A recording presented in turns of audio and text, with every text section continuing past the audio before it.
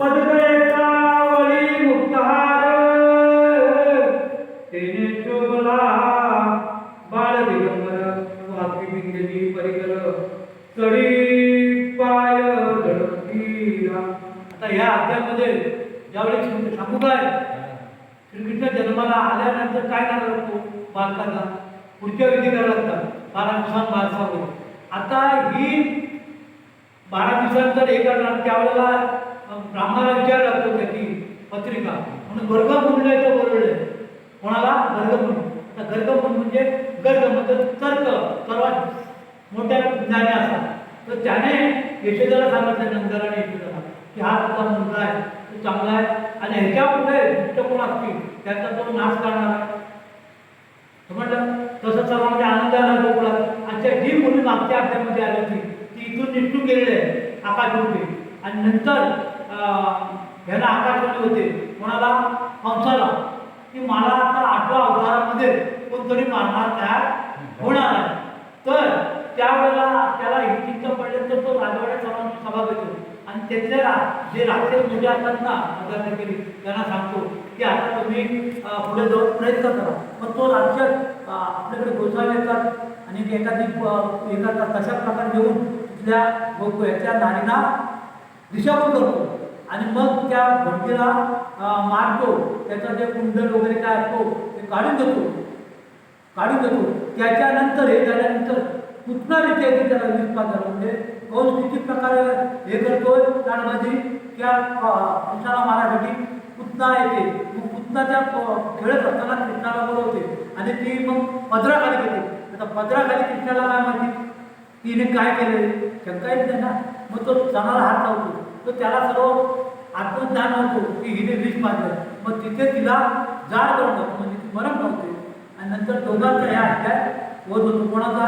गर्गमुनीचा आणि हिचा पुतनेचा म्हणजे जे आले होते ना ब्राह्मण त्यांचा सांगितलेला. आणि मी पूर्व करतो निलवर्णतेचे पूर्ण आकर्णनेचे विशाळ भाग दिवे पिंपल पान सुडाळ जगत सते जगत कळपीचा लघुगंध चौकीचे सुवाद वज्ञ त्रिपती कंठी टोकती वादनते पदके कावळी मुक्तहार तेने शोभला बाळ दिगंबर उभा वाकी बिंगली परिकर काळी पत्राचे दळते. आता ते सर्व प्रकारे ते सर्व तिथल्या सोबत सुद्धा त्याला भाषा होणार हे झालं ना. चिमणी बोटे चिमणी हात चिमण्या उजळीचा लगलिका चिमणीच्या काठी वेगळा आधारचा रुद्र रुद्र घंटा आखंडे बारशेच्या 12 दिवसांमध्ये दाखवतोय त्यावेळी त्या सर्व पायी पंजन वाळे वाजकी चरणामृत धरला हाती वरती गाणे रमापती सोपी कधी करोनी तो वैकुंठ अतिवरिष्ठ कामुखी गाठला चरणामृत. आता हे समाजानंतर एकेकाने त्याच्या जे चरणामृत म्हणजे आमच्या तोंडामध्ये घेतला एवढी चकित झाले. वरती गाणे रमापती सोपी कधी करोनिया तो वैकुंठपती वरिष्ठ कामुखी गाठला चरणी गोडी आहे आहे भक्त बोलते.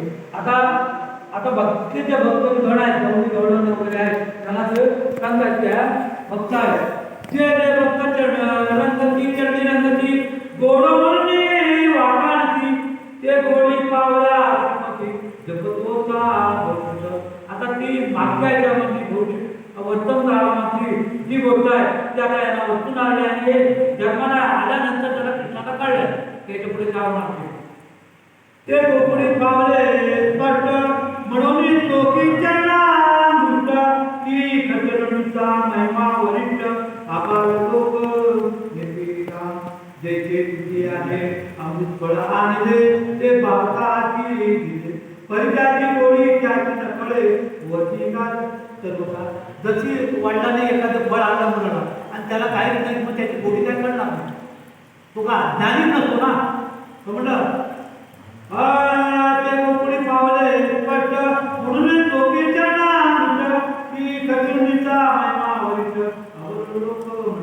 जैसे तिथे आणि फळ आणले ते बाळाची तुझे पण त्याची कोणत्या फळे निघणवाली होता त्याची फळ पिता तो पिता बाळ झोपली नाही पडती असो पालका झोपली तिची पुन्हा ते आता एवढा हे झाल्यानंतर पुन्हा उद्या आहे पुन्हा उठली मन माळी कनकातला मुख कमळी परमावणे केवळी तनपान करीतसे हाती धरून असताना मुखी गाली जगतीवना पुण्याच्या खांद्यावर जाण आकळते विना आता तिने तनाला त्या मुलाला घेतलं आणि कृष्णाने काय त्याच्या खांद्यावर हात ठेवला